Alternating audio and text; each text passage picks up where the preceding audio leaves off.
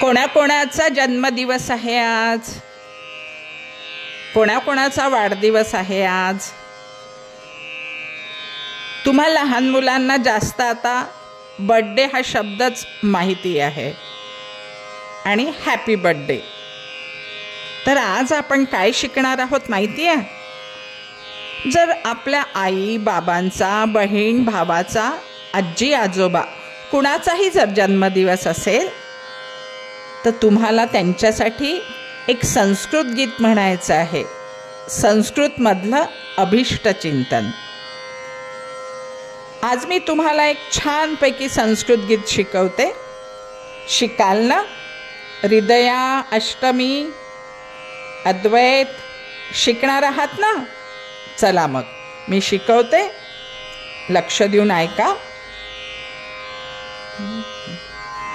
जन्मदिनमिदं ऐ प्रिय सखे, जन्मदिनमिदं ऐ प्रिय सखे, शन्तनोतु ते सर्वदा मुदं, शन्तनोतु ते सर्वदा मुदं.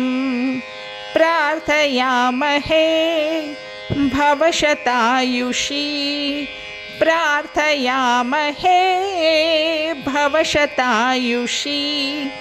ईश्वर सदा त्वाञ्च रक्षतु, ईश्वर सदा त्वाञ्च रक्षतु. पुण्यकर्मणा कीर्तिमर्जय, पुण्यकर्मणा कीर्तिमर्जय.